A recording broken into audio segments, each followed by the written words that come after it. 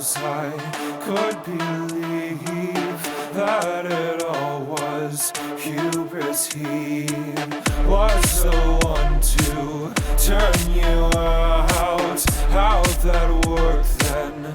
How are you now? Eyes are cruel, so they feed. What you want is a disease. You don't want this, you just feed. One more round and you'll be done. One more fail that you've been hiding. Now I can't see you've been lying. All this reason for no benefits. We've been misled into an apocalypse. She stole my reason to fulfill my heart. I knew.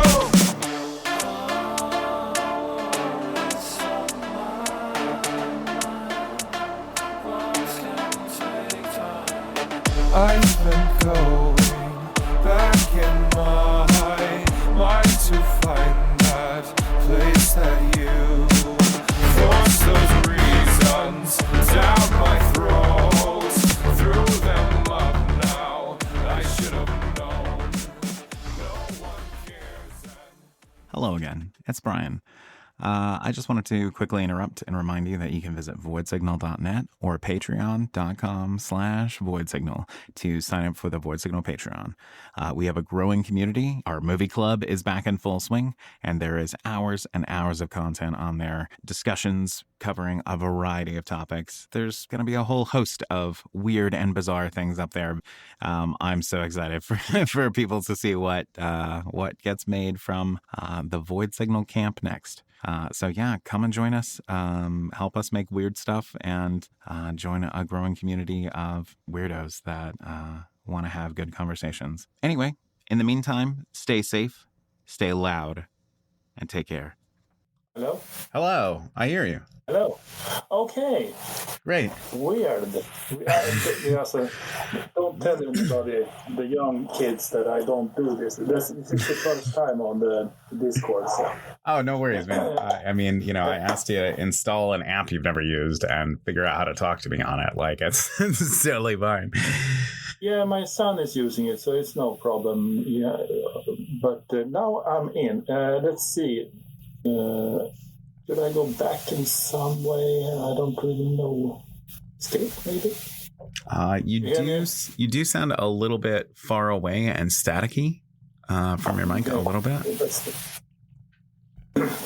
It's a cheap mic, Oh, okay. Yeah, I mean, no worries. I mean, whatever you got is what you got. I'm not that worried. Yeah, I'm sitting in the storage, so I'm not in the house with my studio because it's too hot. Oh, okay. Fair enough. I didn't want to disturb the family, so that's why I'm sitting in a box in the yard. Oh, I see. Okay. Okay. Well, I am a man, I can't do things on my own. I'm proud of it, but I'm sitting in a box in the yard. Wow. So, yeah. Well, thank you. I am...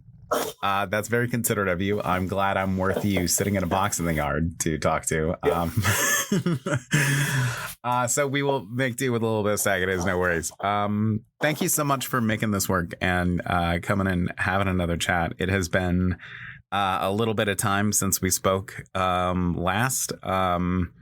It is good to hear from you. And let me just gush for a moment here and say that I have watched sort of Processor become big, and it is a name that people say to me before I say it to them of oh, have you heard? And they are like, oh, Processor. Yes, absolutely, I have.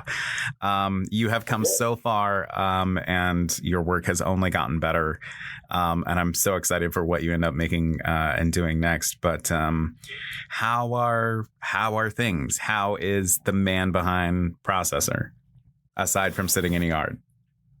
Yeah, it's pretty good. The music is coming, and that's the most important thing. And you never know what you get. It could be anything. But right now I'm in a good spot. It's a lot of creativity, and that's the most important thing for me. I think just it's possible to do music and enjoy doing music, and that's the most important thing. So right now everything is good, but if you ask me next week, it could be really bad. It's the ups and downs in the creativity. Where Sure. So if it's not a good day, I do other things like promoting and etc. and doing videos and that sort of things. But yeah, it's pretty good right now, and yeah, it has been a hectic year. I think a lot of new music, couple of alias and alias, and I think it's good. Yeah, agree. You have been busy, not only with doing processor, but other stuff too. The new Modesty Beast single just came out like a week ago. It's so good. It's so good. Wonderfully done. I've become quite good friends with Sam, and I love that guy. And this was speaking of people who have grown musically, I was very excited not long ago to find out that you guys were working on new Modesty Beast stuff together, because I've watched you. I've had the privileged position of watching you both sort of grow and mature and become better at what you do. So this most recent single was just a really great sort of magical, mixture of that. Really fantastic. It is a mixture, and I really have to say, I'm really glad that we found you also. You have been very supportive, and that's a really big thing, as you know. So I'm really glad that I found you. So it's mutual, I guess. Yeah, thank you, and I appreciate that. I'm glad that I found you. Processor has been, and Modesty Beast, and Sam. You sort of finding one gave me these others, and they have been soundtracked wonderful memories for me and have been important in my life. So yeah, thank you. It is my pleasure to sort of spread the word, be a herald of this thing. But I did want to mention you also put out not that long ago a yet another thing that I was kind of picking your brain about, Little Chili, which is just the most out of pocket, like I listened to the whole record like wall to wall, and I just was like, where did this even fucking come from? Like how, like it was so unlike anything else I'd heard. Could you just tell me a little bit about like kind of how it came about? Yeah, I don't really know how to explain it, how and why it turned out that way. Because I was really searching for. I have a lot of music that I haven't released, and a lot of old music that I haven't released. And during that process, when I made that album, that sounds a little bit odd, I might say.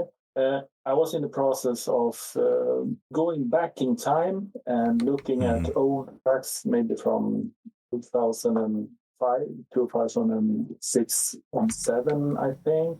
And so a long time ago, like very early in your career.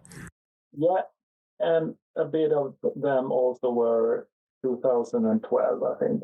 So, and I was looking back, and I find, because you have to evolve as a creative person, you have to do new stuff. And when I first started off, in the way back, when I started off 25 years ago, I didn't start then. I started earlier, obviously, but when I started to focus on doing music that people like, that's a big difference. And I was working around sample-based material at that time, and I worked around sample-based material until 2015, I think. And then I let that go, and I just did my own arrangements and worked a lot around programming and playing instrument and trying to figure things out, harmonies, etc. Yeah, I knew some harmonies before also, but I was more focusing on doing my own thing and not using samples.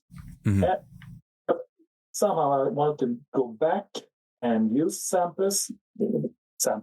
I mean, and I tried to sample myself.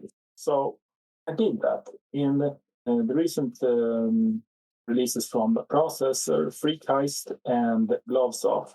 Is my own material that I have been sampling and putting pressure on it and distortion and delivering new beats and new pop liners and a completely new mix. But in the bottom line, there is a really old track that I have to totally burn out with distortion, but it's sample material. So in that way, it gets another vibe when you sample things. So when I started out with Freak Heist and these things, I was going back in my old catalog and found things that I thought, oh, this is honestly, it's not bad. It's not super good, but it's something. And so I put it in a mix really fast and just try it out and had fun. So that's really what's happened right there. And it's like evolving and going back and developing the sound in the same way. So it's important to do things, go back sometimes and pick things up and use them again. Yeah, so that's the main story. I do have to say that is what that Little Chili record is that it's very fun because it is so all over the place. And it's like a mishmash. And like, I'm a fan of like reusing old work. Also, hello, Sam. We were just talking about you a minute ago. Hey, how's it going? I didn't want to interrupt. I just was like, oh, I'm just going to come in here and see what they're talking about, see if I can jump in. Hi, Johan. Hey, Sam. Yeah, we haven't been spoken really on the phone lately. It's just been the chat room. So, hi, Sam. Yeah, it's been a while. Hey, man. Yeah, likewise. I hear your voice all the time. You don't hear you mostly voice. Just hear me yelling and. Yeah, I get to hear him talking and running his mouth and saying so many words. He won't shut up, man. It is a burden hanging out with this guy. But we were just talking about how I was singing your praises about how not only has Johan and I had the privileged position of watching Johan and you sort of evolve and how Johan has sort of brought you to me. But I've been able to watch you both sort of become better at what you do. And I was so elated and so excited to see a new Modesty Beast stuff, and this latest single is just so blistering, man. Like every person I send it to cannot just get enough of it, and it is so great. It is splendid. It is a wonderful confluence of talent. Hats off. Wonderful guy. Wonderful work. Thank you, thanks. Yeah, it was really nice to like when we released our first record for Modesty Beast. Between then and now, like what I can do with my voice is just so much different. So it's fun to be able to like come into it with like newfound skills, and then also come into it with like Johan's newfound skills, and to just it's just really fun. Yeah, agreed. And Johan, do you find that when you go to approach making like Modesty Beast stuff now that you do you write music with like specifically with Sam in mind now, and sort of also I just have to real quick detour here aside from Sam. I also just have to say that like your own vocals on Modesty Beast have been a fantastic addition of I was so excited to hear Dome Roses, and then I was like, who the fuck is this? That is suddenly singing on this. It was let's not go there. I'm not a singer, that's for sure. But sometimes you can manage to do something that is obviously. And sometimes I do a little tiny backing for Sam also. I'm not a singer in that place. So, but thank you anyway. But you have to know your limits, I think. And maybe if I could write something that would fit my little tiny voice, it would work, but it wouldn't be interesting in that way that Sam is. I think he's a shotgun in there, for you hear it. So it was a nice contrast. I really enjoyed it because it was like, as you've always said, like he is the beast and, you're sort of the modesty in it. But that was like kind of the contrast that came through on the track of like, suddenly there's a person who's conveying something in a more somber tone, something a little more serious. I really like the inclusion of his voice on the songs. Yeah, me too. I'm always trying to encourage him, and there's one of his songs that I think I've messaged him twice about, like, is this you? And he's like, no, god damn it. It's not me. No. I'm like, all right, well, it's not me. No, it's the keep the weak thing about home run, and that's a guy from Bristol called Sean, and have used in the commission, as we say. So gotcha. Paid off. He has a straight voice, and it's kind of similar to me, but it's obviously better than me. But it's easy. Sam and I mean, Sam, he's a singer, and I'm a producer, obviously. He's a producer also, but he's a singer and producer. But you know what I mean? Yeah, so more of a singer on your project. Yeah, but not that. Not our voices is hard. Isn't that similar? So yeah, it makes a really good contrast. Mm-hmm. Yeah. It's also interesting to me, and I wanted to kind of put this question to you, Johan, of like, so when you go to, as somebody who, as you said, you are not a singer, that is not your goal with your project. When you sit down to go and compose music and you've taken your voice off the table and you're going to try and convey a thought or an emotion or an idea, how does that affect your writing process for your music of like, I want to say this thing that I feel inside or that I think, and how am I going to do that without the words in that place? Does that make sense? Yeah, I know exactly what you mean. I don't know. I always had that thing about making music. This is going to sound really bad, but it's not. It was, we take a long shot here, because when I first started doing music, it was only instrumental, and it was way back. And I always said that, okay, as long as you don't use vocal and you like the tracks, it's like cheating using vocals because it's so simple. With that said, it doesn't sound really good. It doesn't sound really good against everybody that's making a song and doing things. But in that way, that was my input in the game of music. Mm-hmm. But I said, but you're singing, just sing thing. You can sing whatever, and people can connect. And so get people to connect via music. It's a different thing. You need to be emotional and try to think out different layers in instrumental tracks, and try not to go too much in the harmony, so you can blow up sometimes and do the different things. But it shouldn't be weird. It should just fit there. So with that said, when you do music with vocals, then you really need to step back and let the vocals breathe in the mix, obviously. So, but you can't. This is pretty hard to explain. Did I say something right?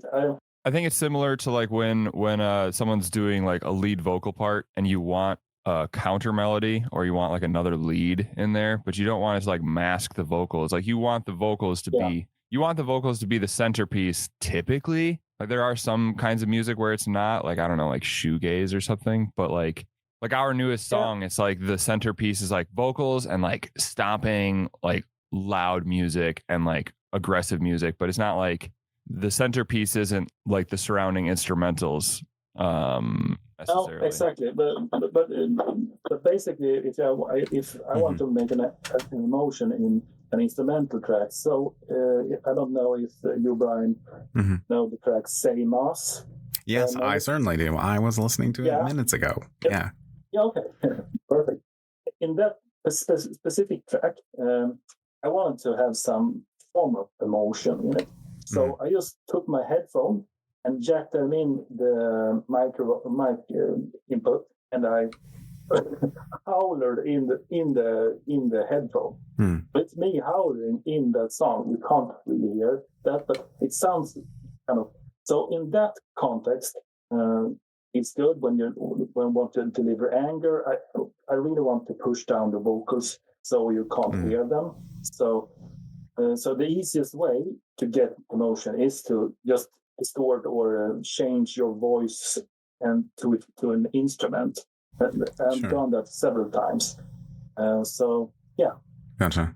And I'm sure Sam is just like an easy extension of that because he's now also an instrument that you can sort of use, right?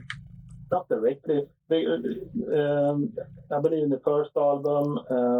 Well, like how you can manipulate my voice too, also. Yeah, because I was going to comment the Scream and Offset Bully were both sort of like kind of reworks. Right? Mm-hmm. Yeah, workaround remixes, and that's basically where I'm in the most comfort zone. Obviously, because then you can work around and do whatever you feels like. But if we do an original song, you really have to take the context in the song, and you have to think around how to. You don't want to mess it up directly. You just want to feel the song and let it grow on you. And it's a great song. So lately, I don't know. I haven't sent so much to Stan. Yeah, I have, but. I think it's just in this you can lala some melodies from Modesty Beast, and Sam maybe picks it up or not. But basically, he writes so good lyrics, so I don't really. He's like another. It is your language also. So Sam. So every time Sam's doing the vocals lately, I'm like, I could never write that. So it's that's what's so nice about writing with other people, though, is that like you're like, I have a clear idea for this, but then someone's like, well, let me just show you my idea first, and then you're like, okay, I actually really like that. And like this actually just recently happened. Someone commissioned me to do vocals for their song, and they're like, do you want to write the melody, or do you want me to show you the melody I wrote for vocals? And I was like, how about you just let me write a melody first, and then if you still prefer yours, then you show it to me. And then I just went ahead and did the song and sent it to them, and they're like, this is so much better than anything I have in mind. I actually have to change the whole song now. And I'm like, okay. So it's really, there's so many times where a song just gets like even hijacked by another person, because I collaborate with someone, and I'll sometimes just send her one of my songs, and she's like, what if it did this? And I didn't even ask her to do that. And it kind of sucks because I'm like, all right, well, now I can't get that out of my head, and that sounds great. So I guess we're doing that now. Yeah, and just the thing about collaborating, it is just that input of someone that is thinking in a way different way. So, and that's I totally agree with that. It's very important. But then again, if you get engaged in the vocal in the song, it's hard because you have to really get things together. You and me, Sam, talk it through and try to figure out how we want it. I always want to do odd things, I think, and that's not good always. Yeah. So it is like that. No, I mean, I'm the same way. I like, okay, well, here's the most basic melody. And then I'm like, let's just try to make that weirder. And then I'm like, I don't know, that sounds not like bad in like a musically bad, but it sounds almost too sinister. Yeah. But, I'm like, I don't really want to sound like I'm trying to kill people, but like, I kind of do like how it sounds. Yeah, but that's the thing, when you work around things. I don't know if, have you played that track to Brian, Fearless Spirit, that odd thing we made? He hasn't heard it, Sam? Wait, I'm sorry, what? I think I have heard it. He has sent me another track. Is it? Yeah, I think I have heard the next thing you're working on, maybe. Yeah. Is this something that we're working on, or? Yeah. Well, you sent it to me, I'm pretty sure, because you send me everything all day, like much stuff. I wasn't sure if Johan was still working on it, or if he was just like, yeah, I'm not inspired by this anymore. And I was like, whatever, I'll just let it let it be. Oh. No. I have a bunch of things. Right now I'm doing things for processor, and just to ease my mind around that fearless spirit, if we should call it fearless. Yeah, I believe we only should call it fearless, but you want to call it fearless spirit. It's very odd.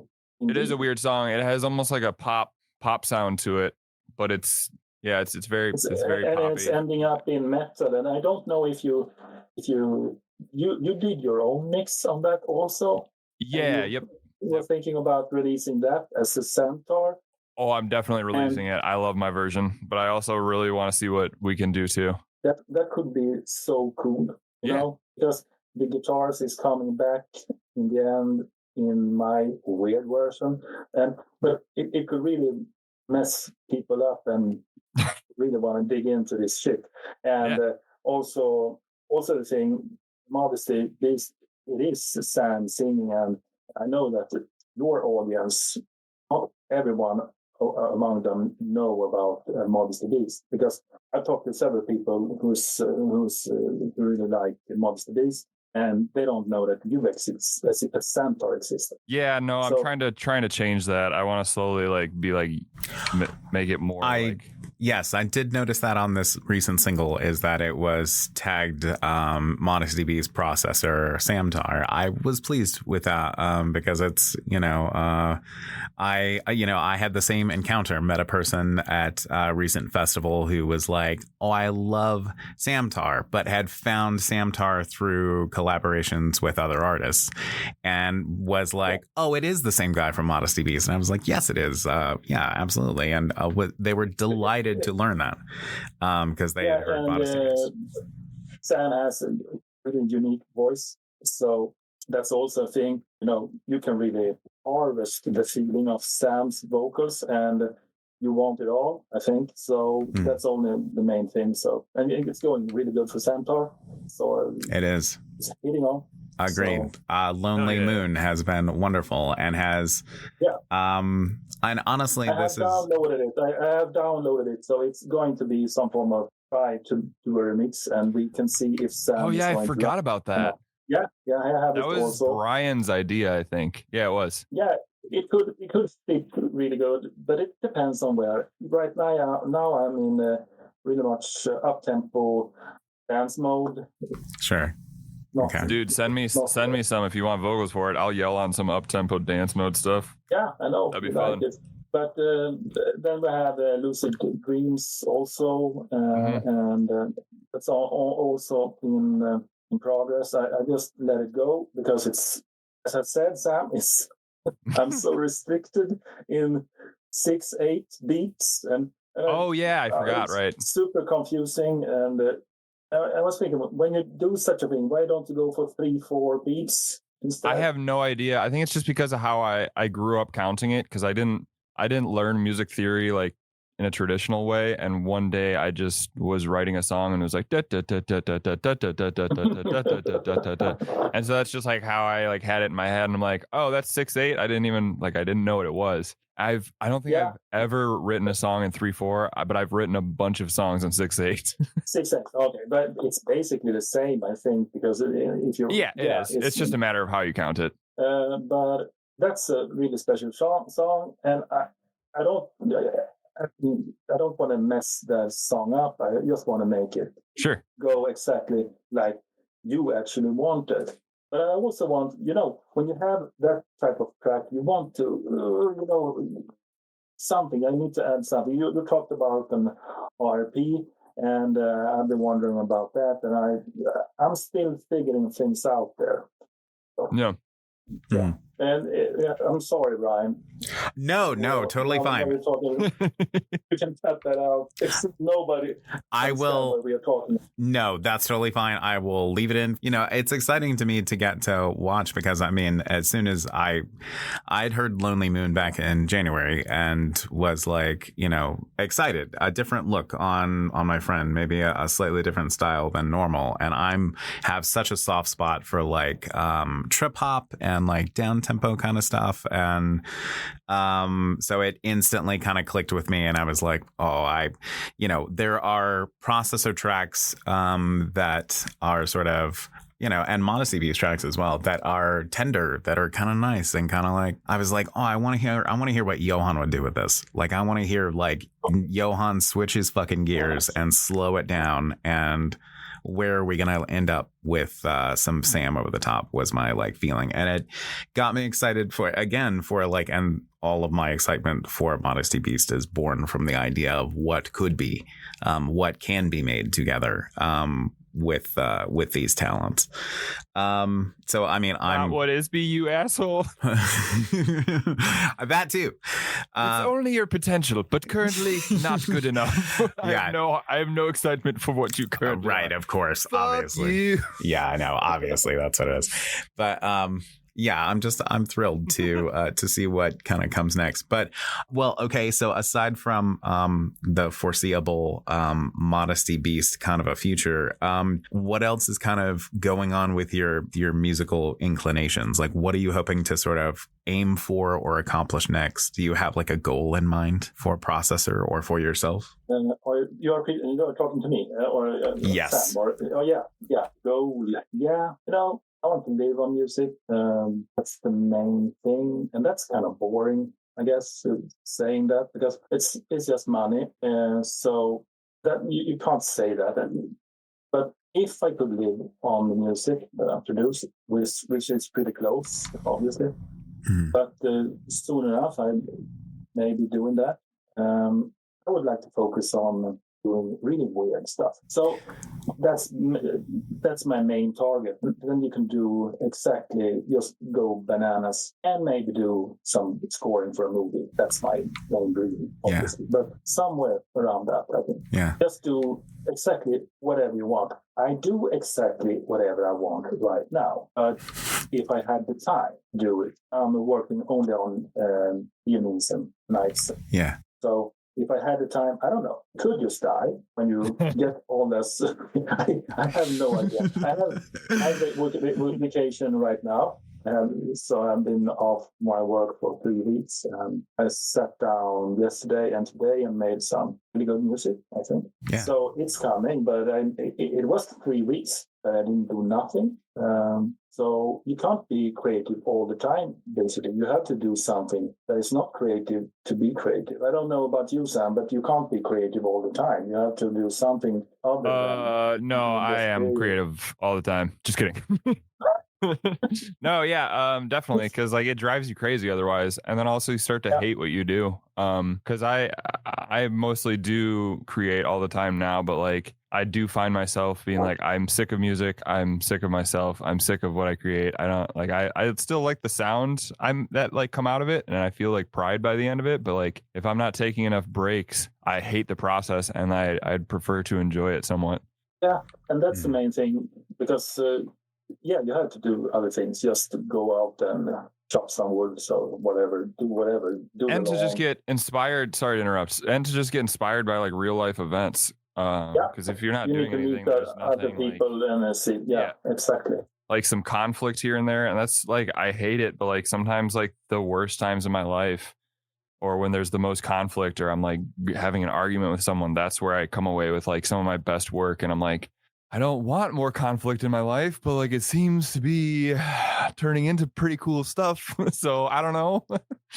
Yeah, no, exactly. Books is always a good input.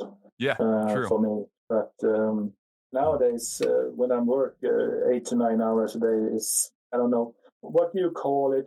Audiobooks, we have something called Storytel here in Sweden, and it's $10 a month. And you can listen as much as you can. And before I started with Storytel, I used to read books, but now I have audiobooks around 5 to 6 hours every day. Yeah. And everybody can think like, oh, that's like a dream, you can listen to a book and then listen to great authors and then whatever tell you, and it's super, but it's not, because I missed the part of reading books, because the books that come out earlier at the same time as a book come out, and right. Then I see it in my app, and I can't refuse to start listening to it. So I don't read books anymore. I just listen to them. I hate it, because reading is something that really gets your mind occupied and you're building the worlds. Yeah, if you listen to someone reading a book, you get pictures. Yeah, you get. But some way in the discussions, in the arguments, you can plant your own voices and you can feel another presence than the guy or girl who is speaking on the audiobook. That's what's now. I'm way off here. What were we talking? No, I take. We're just talking about being inspired. Yeah, we were talking about being inspired, but I do want to quickly interject and say that I agree with you. I like audiobooks, and my favorite novel is read. There's a version of it read by Ethan Hawke that's wonderful. Slaughterhouse-Five, and as much as I love that. And I like listening to it, and I've listened to it a couple of times. It is significantly different from looking at the written text of a thing and sort of seeing punctuation and nuance in, italics or spacing or the way things are arranged on sort of format and the flow and the way you're sort of taking it in. Because also the other component to that is when you're reading it off a page, you're reading it in your own voice. Typically, like it is. You're reading it, and if something really exciting happens or really thrilling, you don't really understand, and it's like, whoa. And you can stop and go back a couple of sentences, or just stop and think about it, and go back and reading about it. Mm-hmm. So that's the main. I would say audiobooks is 72% of compared to reading. That's 100% the experience. 72. Do you agree? Yes, I would agree overall. I definitely agree. 72. And yeah, sounds about right to me. If you wanted to put a number on it, yeah. I always want to put a number on it. I can't do audiobooks because I know I would like them, and I read because I'm not a great reader, and so I'm just I need to keep reading. Otherwise, I'm going to turn into an idiot person. Yeah, that's a good thing also, because reading is that's also the main thing, because you need to read a lot, so you can get that, and that's also something that I miss, because instruction for putting up and putting together IKEA share or something, how Swedish. And the other benefit of reading, learning a new word, being like, what the fuck does that mean? And having to look it up. Thank you. What the fuck? Yeah, and be like, what you teach me more words than any books do, because every time there's a word I don't understand, my dumb ass is like, I don't know what the fuck just happened. Let's just keep reading. Oh, okay. I try to put it together with context and stuff, and sometimes that works, but I'm not gonna bust out my phone and be like, define. My dad said he used to, when he would read books, he would write down all of the words he didn't understand, and he'd get 10 a week or something, and then he'd learn those and then add on that way. But I did that for a while when I was younger, but I don't do it anymore for some reason.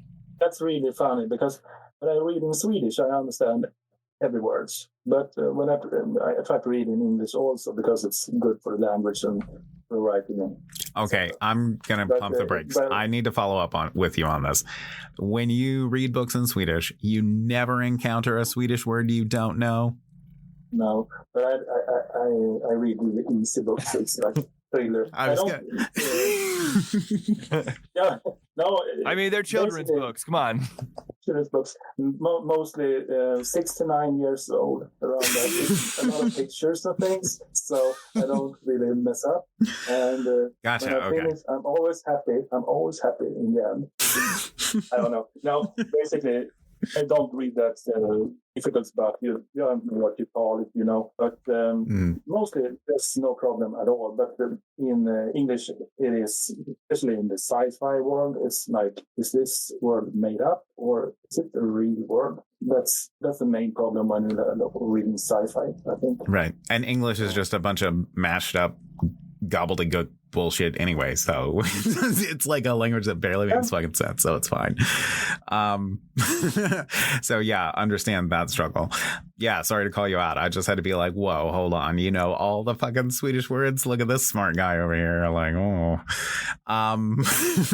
But okay, so reading books to be inspired, I do agree, is a great source of stepping away from things, although I don't read nearly as much as I probably should.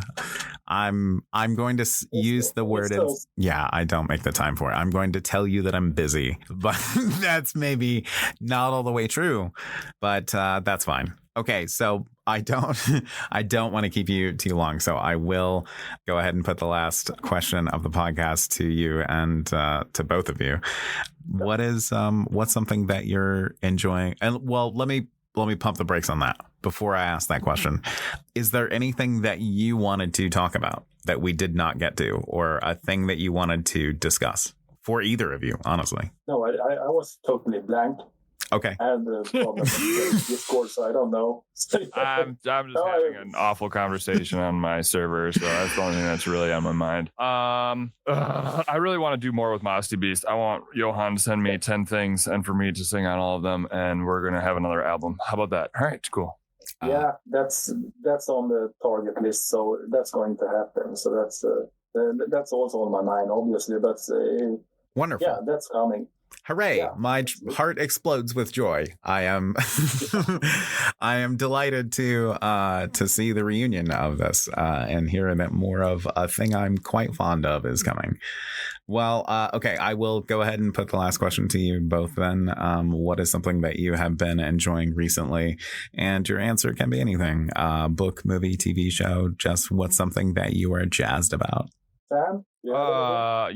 I'm jazzed about lifting weights and stuff because okay, that's what I do. That and to not sound like an idiot meathead, shit, that's all I can think of. You've just been, it's true, you have been excited to like get up and like lift weights and be like, oh, I did this many squims, or I did an extra 20 squampshes today, or whatever. I don't know what you do. And you're always so excited of like, oh, I'm so strong or whatever. Great. Hell yeah, dude.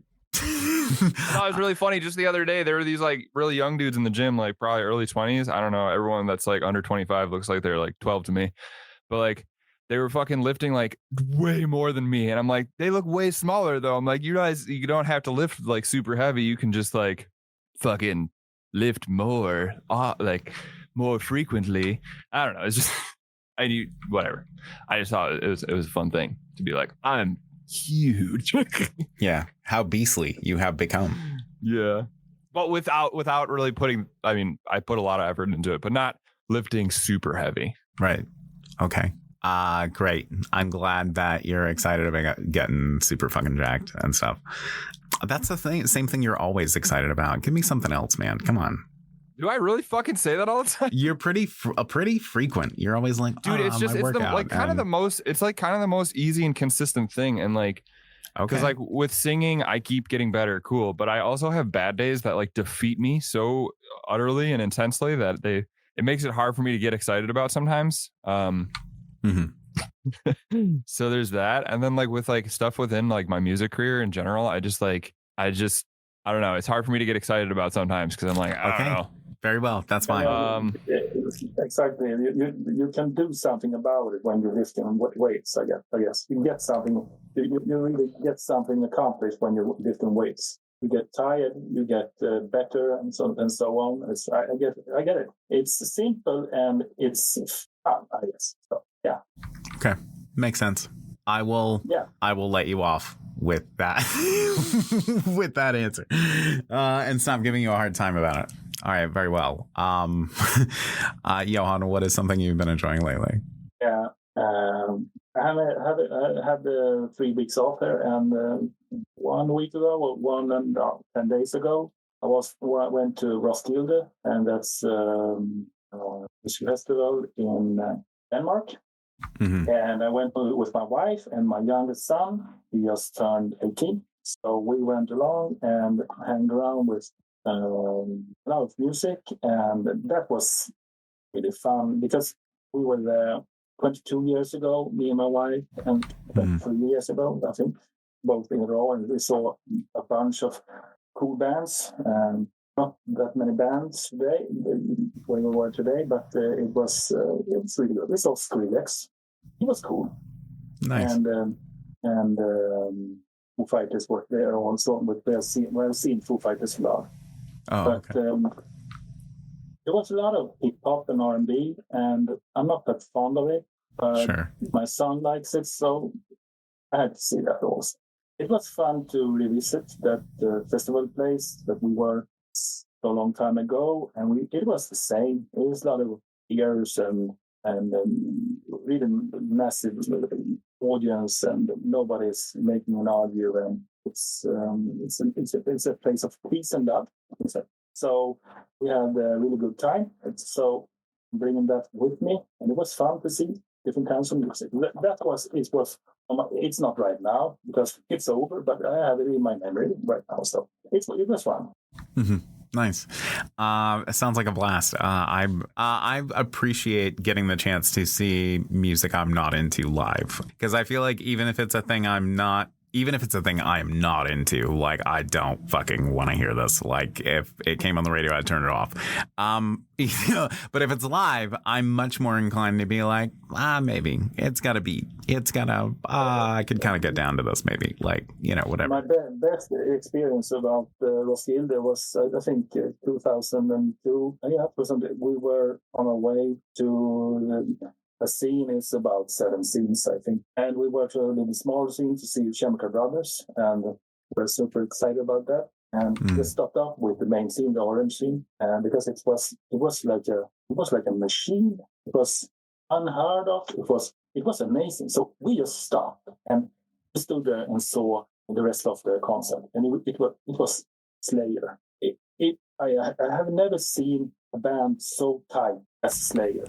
It was. I had to go so close. It was nearly 70,000 people on the concert. So, but I didn't understand that they could play so fast and be so tight. It was totally blown me away. But I could never listen to Slayer. I don't like Slayer. But when I saw them, it was like a miracle. Yeah. Yeah, I agree. I had metalhead friends who were like, Slayer's go on their final tour, and I was like, I mean, I like a Slayer track or two, but again, it's not a band I listen to on the regular. But I was like, oh, I will definitely go see a Slayer show. It's insane. Yeah, it's crazy. Insane.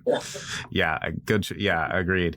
I've caught a couple of punk rock acts that I like. Just there was a band from Reno, just some like weird ass band, not even punk rock. I don't even know what to call these motherfuckers, but they were called the Glitter Bats, and they were just like the weirdest mishmash of people. It looked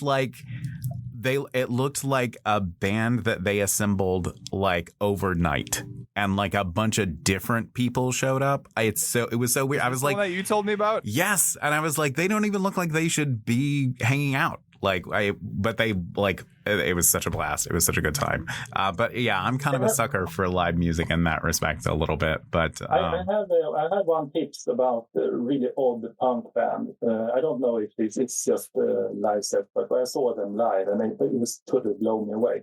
I believe they are from Japan or somewhere around. They weren't from Japan, but it sounds like they call Autoboke Beaver. It's a girl band, and it sounds like you're mixing Ramones with the Pixies with K-pop. And they play all things live, and it's like twisting and turning, and it was totally amazing. Autoboke Beaver. Beaver as in beaver. Beaver as in beaver. So go check it. What do you say? Let me make sure I'm hearing the right fucking name, because I hear Autobahn Beaver, and that sounds wrong. Autoboke. Oh, yes, yeah, I'm speaking Swedish. Yeah, I don't know. Autoboke. It's a really weird name. Whatever. I'm gonna send it in. Yeah, we'll conversations so you can check them out. Oh, I found it. Really odd. Oh, I found it. Okay. It's 4 girls from Asia, something, Japan, something. It's insane. Okay. I am excited to check this out. And that's going to be the next thing.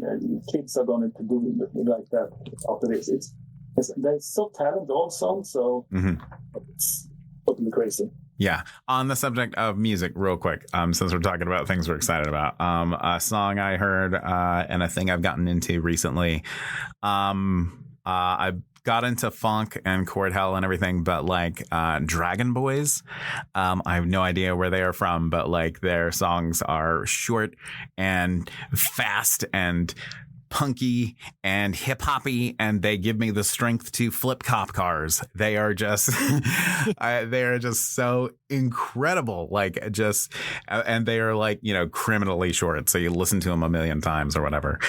How tall are they? Oh, good one, Sam. Good one, Sam. Quality joke. But yeah, I've been really, really about like a bunch of really short people making really good music, and you're like, it's criminal how short they are, and you're like, fuck it. I mean, maybe they are. I don't know. Like 1 meter high. So people that short can't make music. This is ridiculous. They can barely fit on the table. So oh, it's amazing. Man. Amazing. You just have like an assembly of little elves, and they're just like making sick beats all day.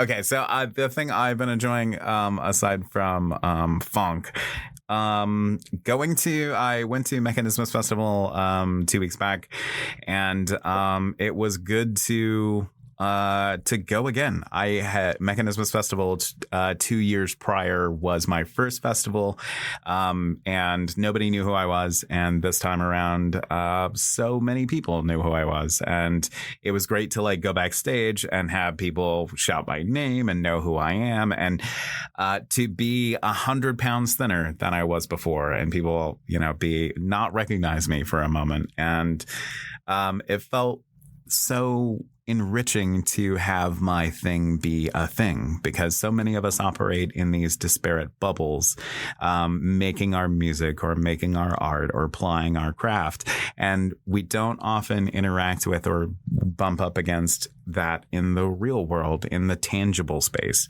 So it was so wonderful to me to be able to, like, you know, I have my Void Signal flag, I have my Void Signal buttons and my stickers, and people know who I am. And to have that sort of validation was not only amazing for me, but also for so many of the people in attendance of the festival, you know, because this music scene is, you know, our fans are on the internet, you know, they are not real people until they're in front of us, and then it changes, and then they are. So yeah, in the spirit of that, I have been on cloud 9 since I got back about it.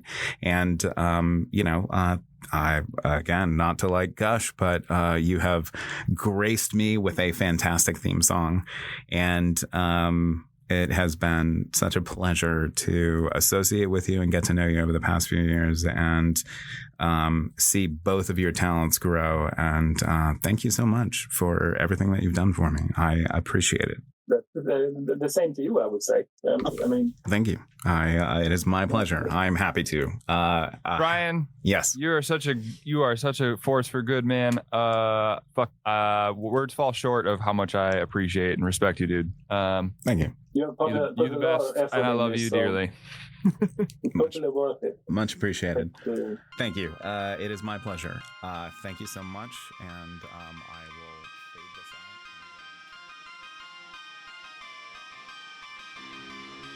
out. Void Signal intro and outro courtesy of Processor. Visit processor2.bandcamp.com for more Processor, and visit voidsignal.net to help support the creation of more Void Signal. Stay safe, stay loud.